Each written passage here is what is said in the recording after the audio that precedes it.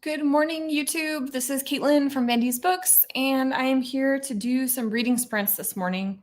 It is 9 a.m. my time, so I know that some people will be at work during these reading sprints. Totally understandable. It is early for me. We had an unexpected thing happen yesterday, so I posted about it in my community posts, but we found a little kitten. Our neighbor, so we were pulling into our apartment complex and we heard like this meowing from the front of our neighbor's car, and it sounded like it was coming from the engine. So we knew whose car it was, and we went and got her, and she popped the hood. And my partner and I were able to get the kitten out of the hood of the car. And then we tried to reunite it with Mama, but it wouldn't. We waited and waited and waited and wouldn't take. And unfortunately, it's really hot here in Vegas. It's like 100 degrees. So Kitty Cat was getting dehydrated really fast. So we eventually made the decision to take her with us. We brought her upstairs. I got some water in her right away. Once we got her cooled down and hydrated a bit, we took her over to Petco and got some kitty formula. And we set up a little bed. We have a nice big box, and we set it up with some fuzzy blankets and things. And we're thinking that she's between 2 and 3 years, or not years, sorry, 2 to 3 weeks old. Her ears are mostly upright and her eyes are mostly open, which usually happens between 2 to 3 weeks. And she's kind of crawl walking, so she's not fully walking, but she's crawling around very, very well, which also kind of indicates somewhere between 2 to 3 weeks. But all that to say that I was up last night bottle feeding a kitten at 2 in the morning. She's eating every 4 hours right now. Which is fine. That's what she's supposed to be doing, is every 3 to 5 hours. It's healthy for a little kitten. But it's not normal for my sleep pattern. So I am a little bit tired this morning. So we're going to start this reading sprints with some coffee. I don't typically drink coffee every single morning anymore, but after getting up to feed kittens, I feel like coffee was necessary. So I'm doing a Vietnamese style iced coffee. So if you're unfamiliar, that's espresso and condensed milk. And that will help. And I've got my drink for flavor and my drink for hydration. Since surgery, I've been making sure to push a lot of water. So I've got my water thermos here. So this is going to be maybe a sleepy reading sprint, but that's okay. So I have 2 books for the reading sprint today. I have Everything Calls for Salvation by Danielle Mencarelli. I'm going to start with this one. It's a pretty short read. I think I can get this done before the end of the month, which is like 4 days from now, 3 days from now. And then I have Star Daughter by Shweta Thakkar, in case I find everything is not enough to be a little too heavy. We'll see how my brain is working with the different type of reading. So we're going to go for as long as I can, both with tiredness and with both animals. Luna's doing really good, but she may decide that she wants to play and stuff. And then the kitty will probably start yowling in about an hour, hour and a half to be fed for next round. So we'll see how this goes. Drop in the chat and let me know what you're reading, what your goals are, how many pages you want to get to, that sort of a deal. I'm going to set up an alarm for 15 minutes, and then we will read for 15 minutes, take a break, and go from there. Just started Pachinko. That is a good book. I really liked Pachinko. I have it on my monochrome shelf down here. It's one of the books that I face forward because I really like the cover of it, and I really enjoyed reading it. It's a heavy book for sure. After you finish Pachinko, if you enjoyed that one and you want another book that's kind of a very similar type of book, I would recommend Beasts of a Little Land by Joo-Hee Kim. That was kind of similar in that it follows Korea. It's a family and it follows it for a long period of time. I thought it was really well written. All right, so hopefully everybody has their books, whatever beverage they need. If you're somewhere where you need a warm fuzzy blanket, feels weird because it's 100 degrees outside, but I keep my AC at 70 in my house, so I can always use a warm fuzzy blanket. Joo-Hee Kim is an author of Friends Small Press. Nice. So I don't think you can see it here, but I have it up here just above my head. It's one of my books that is like in my multicolor section because it doesn't fit on my like colorful shelves because it's not one solid color. But fantastic author, and her book Beasts of the Little Land is really, really good. So highly recommend it, and happy to hear that she's from a small press as well, because I love to support indie authors and smaller presses. Okay, so I'm gonna set this alarm. Good morning to everybody that's just popping in. We're gonna set a 15-minute alarm and then try to read for 15 minutes, provided that the kitty doesn't start crying, the dog doesn't start getting too needy. Come on, Lou, you wanna say hi? Come on up. Come on up. Good girl. No, turn this way. Story of my life here. Hey, get out of my coffee. There's Luna. All right. 15 minutes. So we're going to go 9 to 9:21. All right. Hopefully everybody is comfy, got your drinks, your books, and I'm starting our alarm now. Okay. I'll see you in 15 minutes.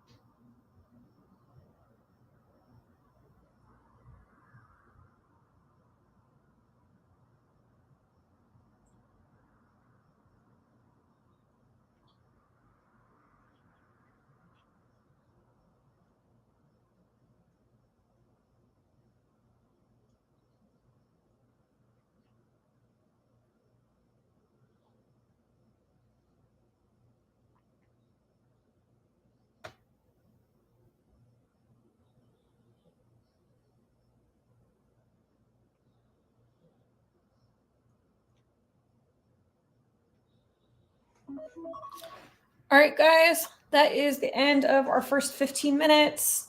I hope that you have made some good progress on your books.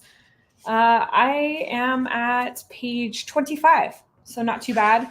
I will say that the pages are a lot smaller on this book than like a standard book, so I think I maybe did a little more than I might typically. Let me know if you've popped into the chat here while we were reading. Feel free to say hi if you'd like in the comments or in the chat, and let me know what you're reading. And then if you have a chance, let me know how much progress you made for the first sprint. So I am working my way through Everything Calls for Salvation, and this is a book that I picked up for Mental Health Awareness Month in May. This is about the author, Daniele Mancarelli. It is like a auto fiction. I don't think it's exactly like a memoir. I think there's like some fictional elements to it. But he basically wakes up one morning and he is in a mental hospital. And he has kind of only fuzzy memories of why he's there and what happened. So in these first 24 pages that I read, he is basically just waking up and like establishing where he's at. And then he has his first meeting with the psychiatrist that is going to be treating him. And there's some vague hints at what he did, but not any really like clear, like, oh, he did exactly this.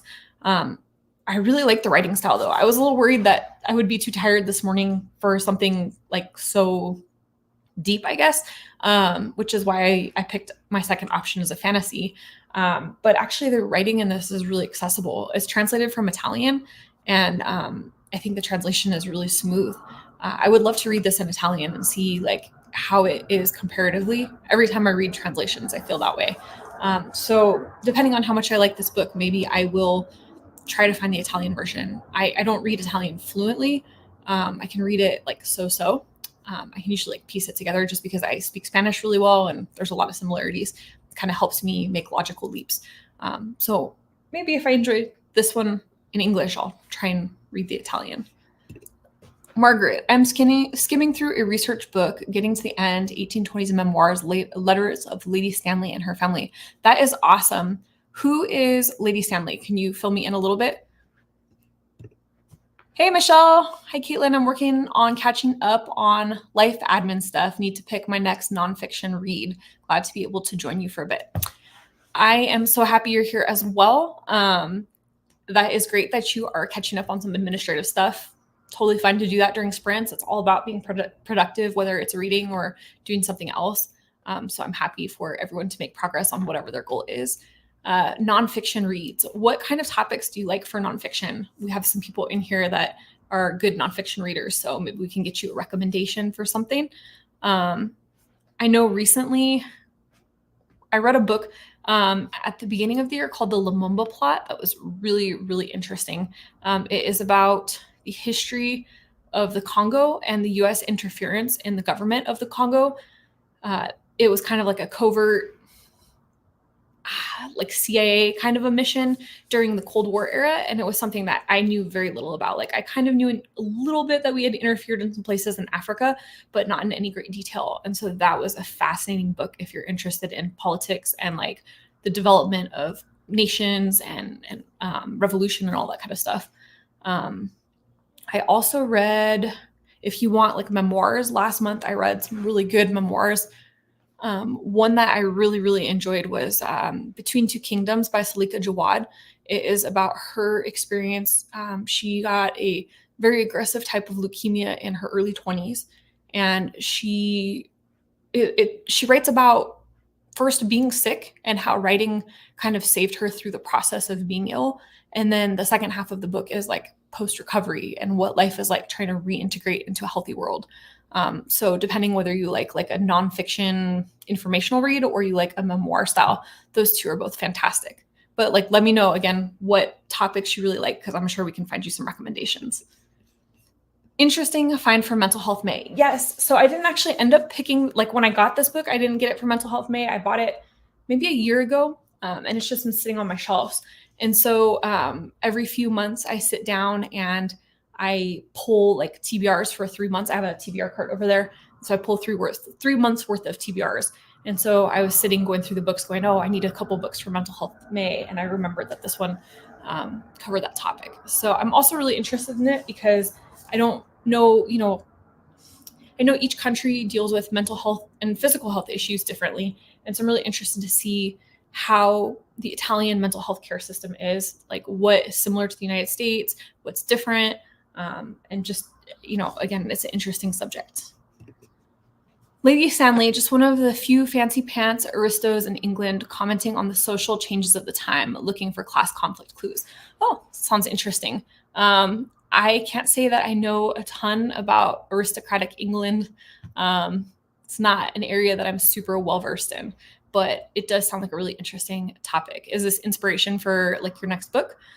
For those of you that don't know Margaret is an author, and she has a great channel. She does a bunch of live videos, which I really admire because I struggle with the live videos, and she's almost always live. So I'm just curious if this is research for one of your next books. I want to read the fiction version of that for Haiti Devil makes, for Haiti, Devil Makes Three by Ben Fountain. Okay, so I have an ARC of that book, actually, the audiobook. I know that that book is actually already published, but I have the ARC for the audio. I just got it off of NetGalley. So when I finish reading it, I will let you know how it goes, or listening to it rather. A Woman of No Importance is excellent. Oh yeah, Michelle, this is another really good nonfiction. So A Woman of No Importance is about the start of the FBI, but in particular, the very first female FBI agent. She was multilingual, really like worldly. Her family traveled around a lot as a young person, and so she was exposed to a lot of different countries and languages. And she became interested in working like as a diplomat. And she initially gets like put on desk duty in the United States a lot. It's kind of like basically treated like, oh, you're a woman, you can't do field work. But as World War II starts, her linguistic abilities become really important. And then she ends up leaving the States, coming over to Europe. And I want to say, it's been a while since I read it, but I think I remember that she ended up working for the British. And she went into like spying in France, in Nazi occupied France. And she was like one of the most effective spies. One of the things that really helped her kind of, I guess, take the like suspicion off of her is that she was an amputee. So she had a hunting accident, and she had lost like the lower portion of one of her legs. And at the time, obviously, there weren't really great prosthetics. So she had this like big, heavy wooden prosthetic. And so that was another reason that they were hesitant to send her in the field, is because not only was she a woman, but she was an amputee. They just thought that she wouldn't be able to blend in. She would stand out too much. But in fact, that actually helped her blend in. And she was a really, really successful spy during World War II. But then there came a time when it was no longer safe for her to stay in France. And she ends up having to hike through the mountains between France and Spain. It's just a fantastic story, really well-written book. That is an excellent recommendation. This was actually, so Rochelle is my mom. My dad actually recommended that book to me. So I read it. My dad loved it. I read it. And then I sent it to my mom. I'm like, this is really good. You got to go read it. So now the whole family's read it and we all agree it's excellent. That sounds really interesting. I'm working on a backlist of reading vlogs. So I want to pick something from my shelves. Most of mine are memoirs, disability related, etc. I loved Between Two Kingdoms. Oh, good. I'm glad that you loved Between Two Kingdoms. And if you have some good recommendations for disability related memoirs, I would be happy to hear them, because I have read some, but I need to definitely make sure I'm incorporating more of those. Let's see. Permanent Astonishment by Thompson Highway is a wonderful memoir by an Indigenous artist in Canada. Mostly beautiful childhood cultural reminiscences. I will definitely add that to my TBR. I do pretty good about including Indigenous voices into my TBR, but definitely think I'm heavier on the fiction side of things. So I'm glad to find a memoir. I will see if I have that available, and I will definitely add it to the TBR. Oh, thanks. You're welcome. Wow, that does sound fascinating. Really is. Just added A Woman of No Importance to my Libby holds. Sounds like just what I'd like. You know, it's one of those kinds of nonfiction too. I don't know if you got the audiobook or the ebook, but it's one of those books that the narration of it makes it feel like it's like a fictional story. It's so well written. and so engaging. And there's like so much going on, so much adventure. And this woman is just such an interesting historical character that I found it to be a really easy read for a nonfiction. I think comparably, it reminds me kind of like the style of like Patrick Radden Keefe or Eric Larson, where that's like very narrative nonfiction, makes it super easy to engage with. So definitely a good one. All right, so if you're just popping in, hello, feel free to jump into the chat. We are getting ready to set up for our next round of sprints here. I'm just going to set up an alarm. Reading, productivity, whatever you need to use your sprint for, totally fine. Let's see, stopwatch. There we go. Timer. 15 minutes. All right, guys. Hope everybody's comfy, and we're going to start now. See you in a few.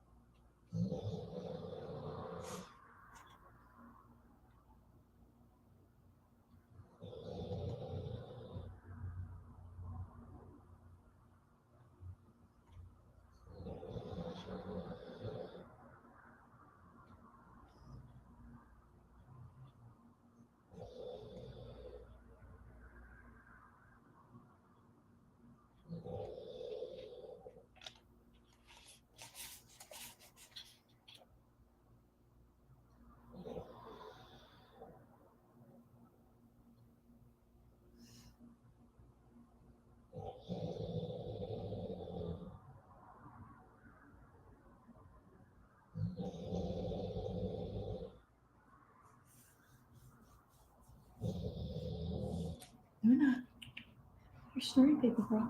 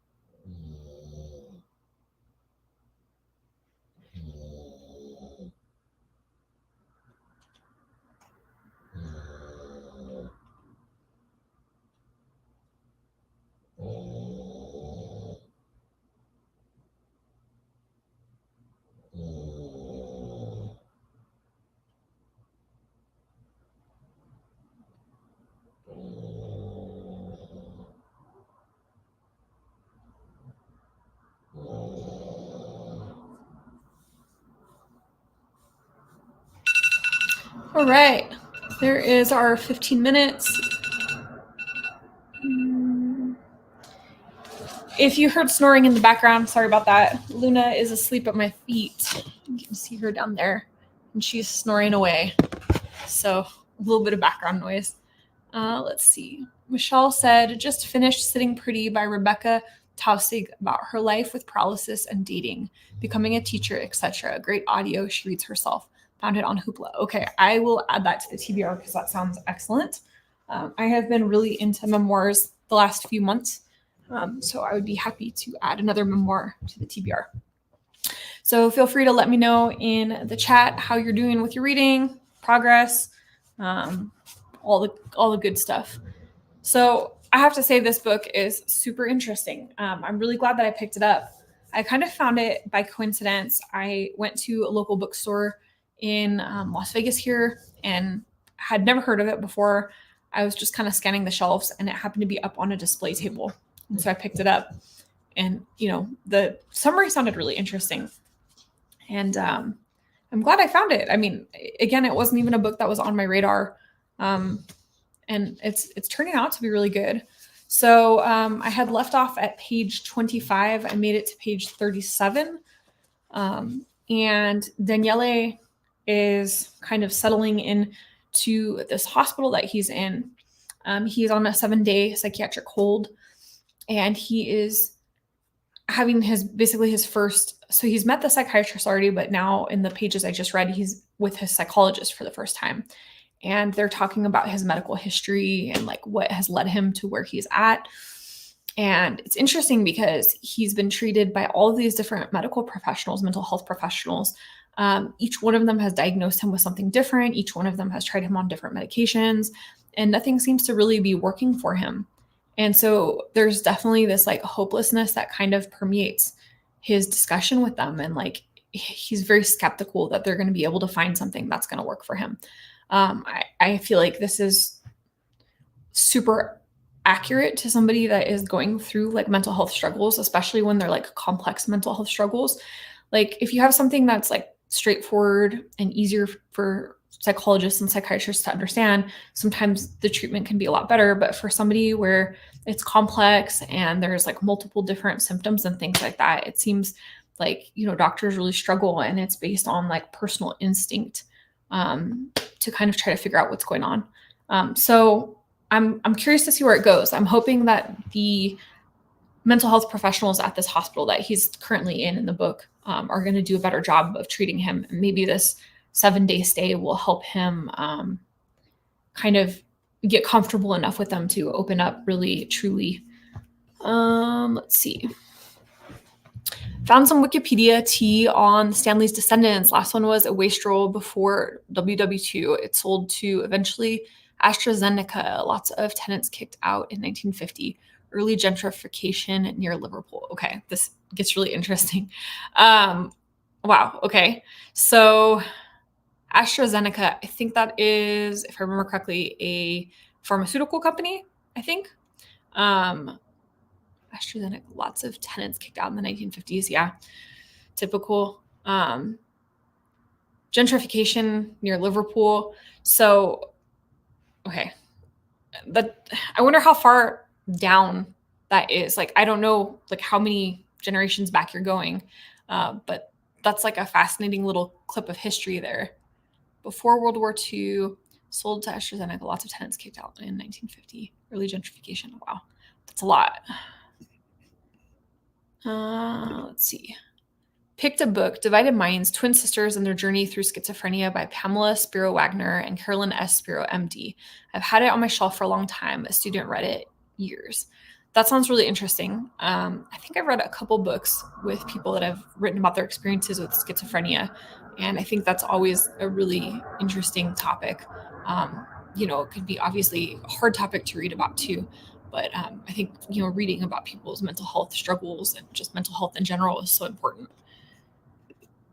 And highly recommended it. Awesome. Adding it to the TBR, the never-ending list of things to read. Thanks for the recommendation, adding Sitting Pretty and Permanent Astonishment to my TBR. I'm on page 25B. Perfect. Glad to see you're making a bit of progress.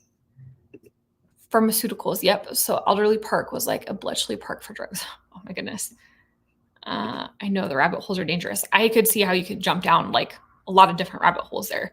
It sounds like each generation provides a different avenue for a rabbit hole, which is fun. Like if you have nothing to do, that's like one of my favorite things. Like if I have a chill day with no real plans, is like pick a topic and then start digging. Smiley face. Okay, cool. So lots of really interesting topics. Sounds like there's some really interesting books going on. A good mix too of fiction and nonfiction. I know we have someone reading Pachinko, got some nonfiction research, all that kind of stuff going on.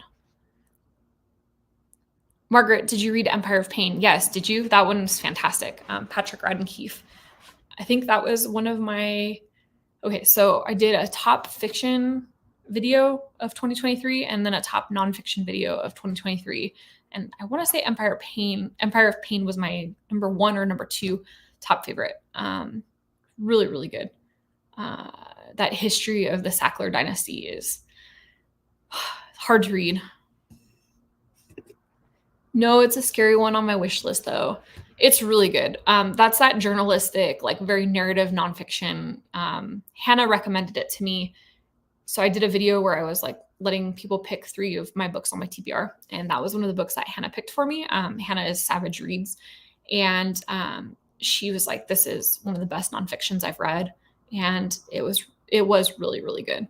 Yeah, it's depressing and enraging and infuriating and just, I mean, I multiple times wanted to throw the book across the room.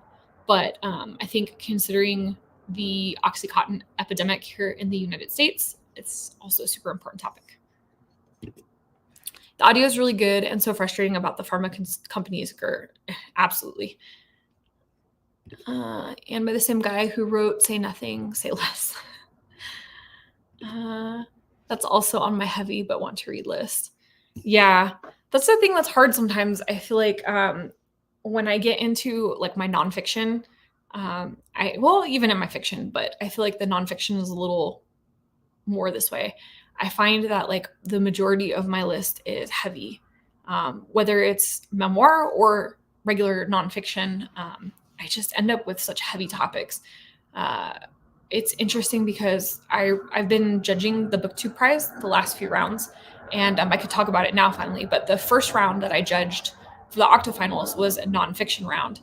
And so I got 6 different nonfiction books. And it was like, one was about Nelson Mandela and his wife, Winnie. One was about Congo and how the CIA like interfered in the establishment of the government in the Congo and the long-lasting consequences of that. One was about a young guy coming to terms with his father's legacy, growing up in Nazi Germany and being part of the German military. There was a book about roads and how they impact the environment. And there was a book about the history of Chinese food and how it became the first global cuisine around the world. And it was really interesting because it's like, I was so glad for that book about Chinese food and the development of Chinese food, because it was like something that was so much lighter to break up all that like really, really heavy reading. And that's kind of how my TBR for nonfiction ends up being normally, is it's like heavy subject, heavy subject, heavy subject over and over and over again. So sometimes I go through like phases where I want to read a bunch of it, and then I feel like, oh, I've just gone through too much heaviness. Now I need like a fantasy to break this up. I don't know if everyone else does that. Maybe I'm just weird and I'm not the best at finding happy memoirs and happy nonfiction. But we're interested in what we're interested in, I guess. So I am going to go ahead and set up a timer for another 15 minutes and see if we can make a little bit more progress. Feel free to drop your page count in the chat box if you would like. And I know some people play music when they do these. I personally can't really focus on reading with music, so I just like to be quiet and, enjoy the ambient noise. But Luna's snoring happily at my feet, so hopefully that'll help. Thompson Highway is good for happy nonfiction. I will check it out. I would love to read some happy nonfiction. All right, so 15 minutes and we will check back.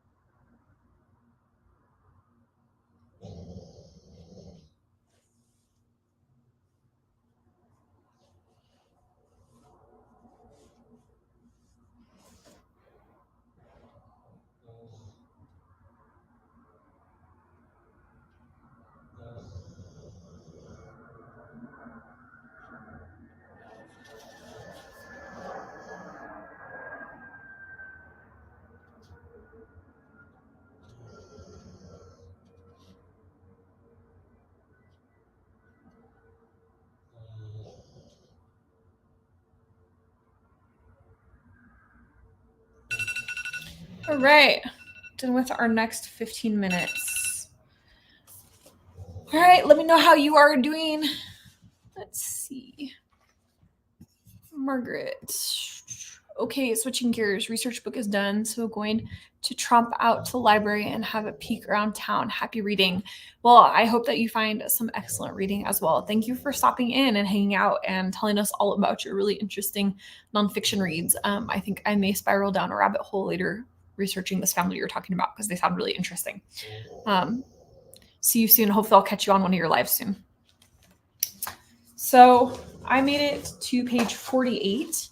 I'm pretty happy with that. That's 50 pages read in 45 minutes.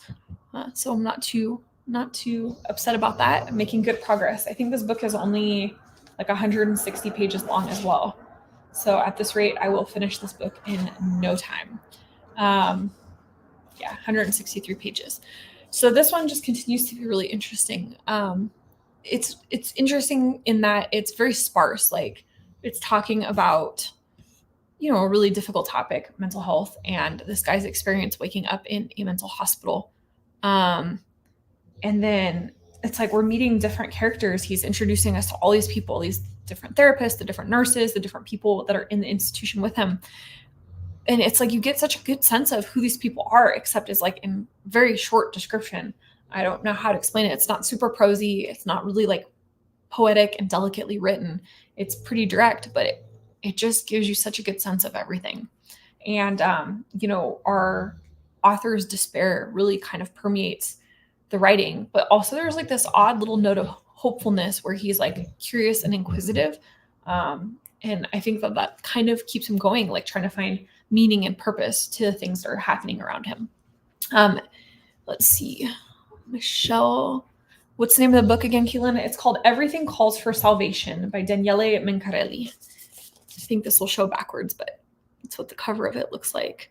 It's really interesting. I'm really enjoying it so far. I wasn't, again, sure how it would be.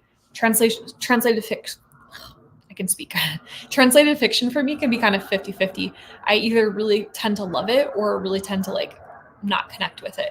And this one seems to be one that I'm feeling like I'm really connecting with. Not that I've had any like mental health struggles quite as severe as what this gentleman is going through, but I have dealt with some bouts of depression as an adult.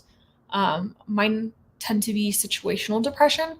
So usually with some therapy and maybe short periods of medication, I'm able to like get through the point of depression and get back to a more normal place. But I can still relate to some of the things that he talks about here and some of the experiences he's having, that feeling of hopelessness, that feeling of like not wanting to do anything, and just feeling so emotionally overwhelmed and everything. It's very, very relatable. So 10 out of 10 would recommend so far. We'll see. Obviously, I still have 100 pages to go. But if you like books that talk about mental health, it definitely seems like it's a good one. So I probably have time for one more sprint, and then my kitten is going to be waking up to be fed soon. In fact, I might go grab her right now and get her up. She can sit on my shoulder while we do this last sprint. And then that way, when we're done, I can feed her. She'll be ready to be fed. I'm feeding her like every 4 to 5 hours as she feels hungry. I'm kind of letting her, dictate the schedule. And so she's been pretty like clockwork every 4.5 hours. So I'm right at 4 hours and about 15 minutes. So she'll be waking up pretty soon here. So let me just step out for 1 second to grab her. We'll see if she'll cooperate and sit on my shoulder while we finish reading our last 15-minute sprint. And that way you guys can say hi to Oreo too.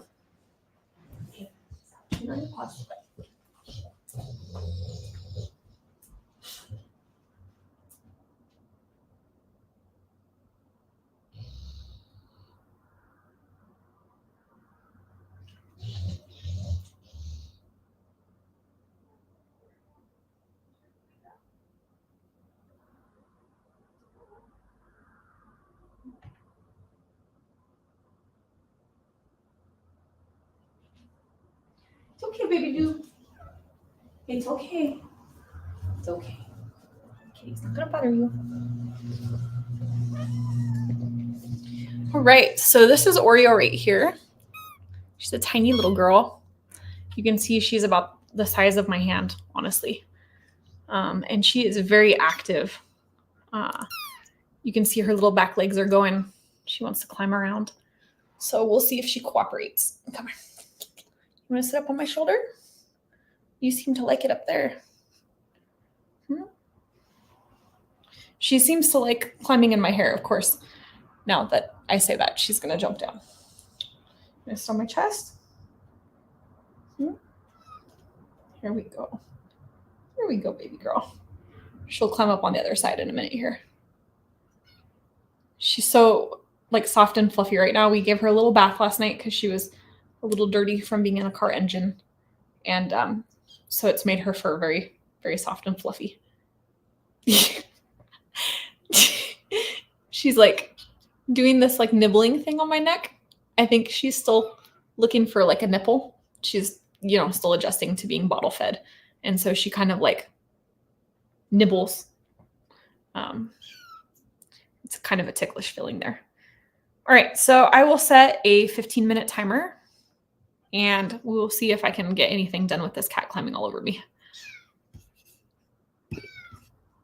Oh, my cat was that size when we found his litter. His name at the rescue was Oreo 2. He's now 14 years old. I got him at 4 weeks and named him Hopper because he used to jump on the backs. So I don't know if you can see her belly. I'll try. Her belly has a white stripe, so that's why we've been calling her Oreo. And we think she's about 2 to 3 weeks. We're not certain. Her eyes are open, which you can't really see in the videos too well. And then her ears are just starting to pop up. So that's kind of about that age when that happens with the cats, is between 2 and 3 weeks. So we'll try her in my lap and see if she'll settle down there. She is so adorable. Yes, she really is. She's a very sweet little girl too. Very inquisitive, and you can hear her very loud as well. So I am just going to be fostering her until she's off the bottle. Unfortunately, we don't really have space to keep the kitten permanently as much as I would love to. But I have a friend, a very good friend who loves cats, who actually used to cat sit my own cats back in the day, who is going to adopt her once she is weaned. So I will be keeping Oreo for about a month to finish bottle feeding and, get her weaned onto wet food. And then once she is at a point where she is stable and able to be cared for a little more easily, she will go to her new home where I think she's going to be very, very happy. You say hi? Okay. Can you cooperate for a little bit? Come here, let's find you a nice warm snuggle spot. There is a nice warm snuggle spot. Okay. I'm going to set 15-minute timer for our last little sprint here, and then I've got to feed baby kitty. Oh, she's purring on my lap. So cute. All right, see you in 15 minutes. Oh, come here, little one. Where you going?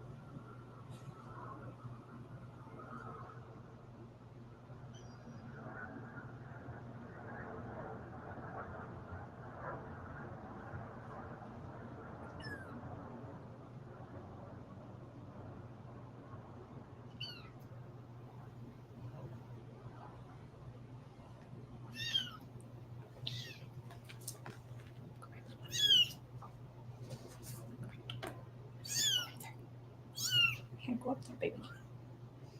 You can't go up there, baby.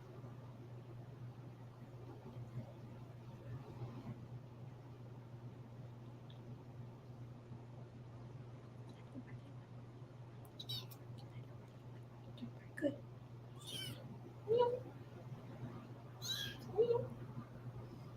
Mhm.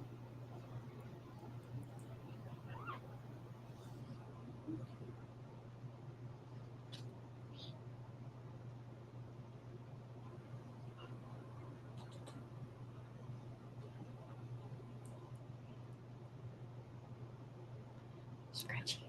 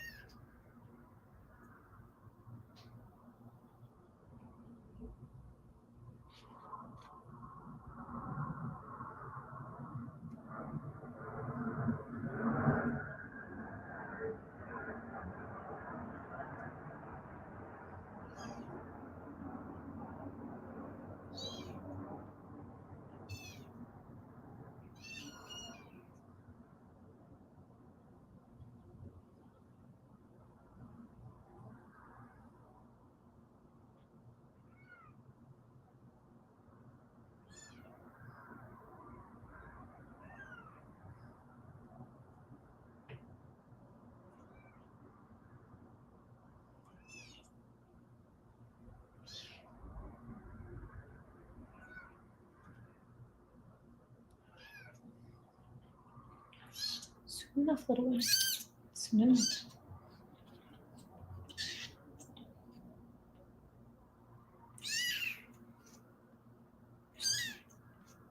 I know you're hungry.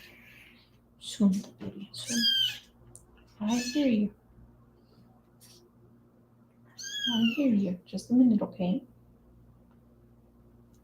I hear you.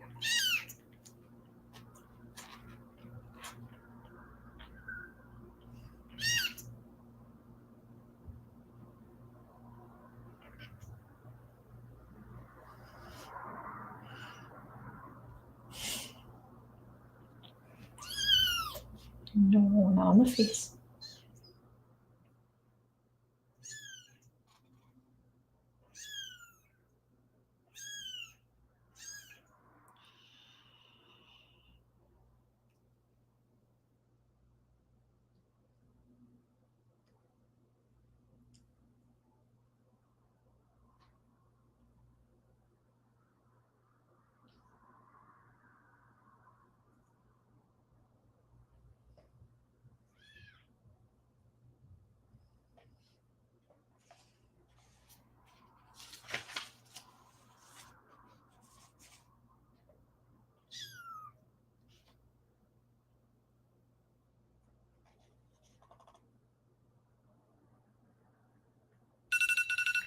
Right, that is the end of our last little sprint here. And I think it's just in time because this one is over here demanding food. I don't know if you hear her little squeaks the whole time. Come on, tell everyone I'm very, very hungry. I'm very, very hungry. Yep. Time for this one's next meal. Let's see, we have a comment here. I just got a senior pit lab mix from the shelter last fall. He and my cat Hopper are best buds already. My beagle is the awkward brother. Ha ha ha. So Luna so far is doing pretty well. When the kitten is calm and quiet and not squeaking, Luna will come over and sit next to her and gently sniff her. I posted some pictures on my community of Luna checking her out yesterday. So she's doing really good there. But when the cat is squeaking like this and meowing, Luna wants to be in the other room. She wants nothing to do with it. So we'll see how things are going. I think she might be experiencing like a little bit of jealousy. And, you know, so when the cat is crying and needs more attention, she like leaves to the other room and kind of sulks until the cat settles back down. So, but it's going good so far. No signs of aggression or anything like that. So that's the important thing. Sweet kitty, have a great week. Thank you, Michelle, for joining us. It was nice chatting with you, and I hope you enjoy some of the nonfiction recommendations that you received. So I think we will end the reading sprints here. Thank you, everyone who joined in. It was nice. I made a good amount of progress. I think I ended up on page 57. So I'm pretty pleased with that for a morning of reading. So I'm going to go now feed this kitten before she screams her lungs out.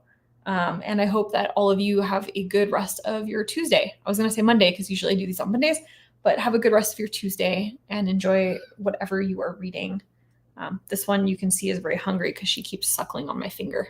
So time for kitty food. Ah. Alrighty. Have a good one. Thanks for joining. Bye.